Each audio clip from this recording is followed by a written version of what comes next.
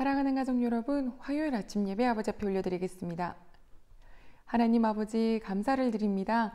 오늘 우리에게 주시는 하루, 이 하루가 아버지와 동행하기에 참 감사합니다. 예배드리는 모든 식구들의 영과 혼과 육이 강건케 하여 주시옵소서. 예수님의 이름으로 기도드립니다. 아멘. 창세기 49장 1절로 4절 말씀입니다. 야곱이 그 아들들을 불러 이르되 너희는 모이라. 너희가 후일에 당할 일을 내가 너희에게 이르리라. 너희는 모여 들으라. 야곱의 아들들아 너희 아버지 이스라엘에게 들을지어다. 르우벤아 너는 내 장자요 내 능력이요 내 기력의 시작이라. 위풍이 월등하고 권능이 탁월하다마는 물의 끓음 같았은즉 너는 탁월하지 못하리니 내가 아버지의 침상에 올라 더럽혔음이로다. 그가 내 침상에 올랐었도다. 아멘. 사랑하는 가족 여러분, 야곱의 일생, 오늘 창세기 49장으로 이제 마무리가 됩니다. 누구나 죽음은 맞이하지요. 하지만 그 죽음 앞에 그는 무엇을 담고 있는지 그의 입이 말을 해주죠. 입의 말이.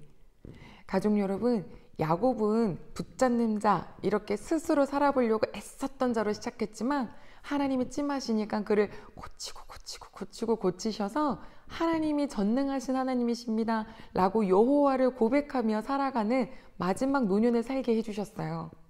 그러니 그가 가득한 그 하나님을 자녀들에게 이야기를 해주고 가고자 오늘 이 49장은 야곱의 유언으로 채워져 있습니다. 마지막 날 모든 아들을 모이라고 했어요. 자기 앞에 모여있는 아들 한 명 한 명에게 앞으로 너에게 있을 일들에 대해서 얘기한다 라고 시작을 합니다. 자, 첫 번째 아들 르우벤입니다. 르우벤아 너는 내 장자고 너는 내 기력의 시작이다. 그렇죠. 첫 번째로 맞이한 아들인데요. 얼마나 예쁠까요? 그런데 사실 그렇게까지 예쁘게는 잘 모르겠어요. 표현했는지는요. 왜냐면 르우벤이 행동했던 그 뒤를 보면 조금 안쓰럽기도 하거든요. 그러나 야곱은 그에게 얘기해요. 너가 정말 탁월했다. 뭐가요? 너의 위풍도 월등하고 권능도 탁월했다. 넌 참 존귀했고 힘도 있었던 자다 라고 표현을 했어요.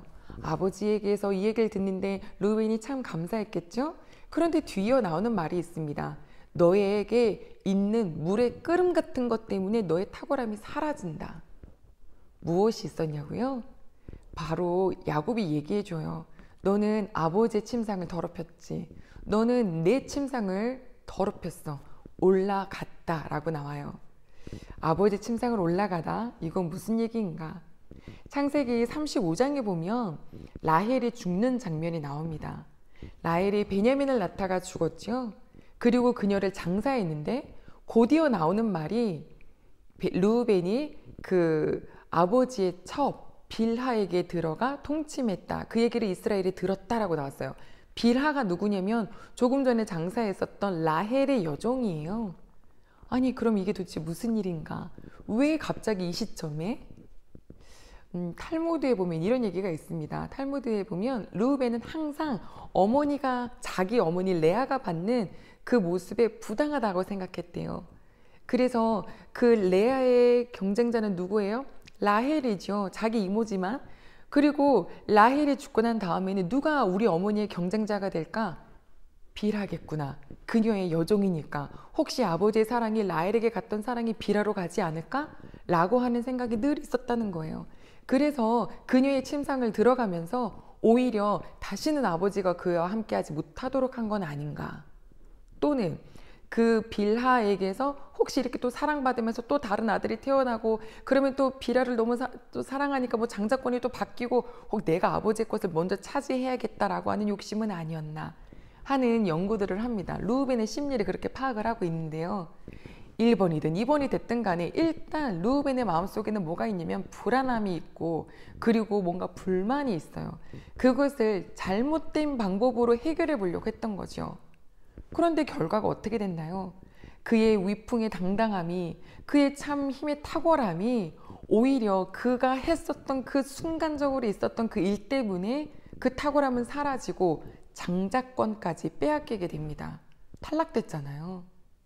가족 여러분, 우리에겐 왜 아니 아버지가 돌아가시면서 굳이 이런 얘기를 해야 됐나? 라는 생각에 의문점을 갖게 되지만 우리의 잘못된 부분을 알려주시는 분은 누구예요? 주변 사람들은 다 그냥 아유 그러고 넘어가지만 부모님이 알려주셔요. 또 우리의 잘못된 부분을 누가 깨닫게 해주시나요? 성령님이요. 성령님은 나에게 꼭 그 모난 부분을 톡 하고 튀어나오게 해주시더라고요. 그건 뭔가요? 저 저주하나요? 아니요.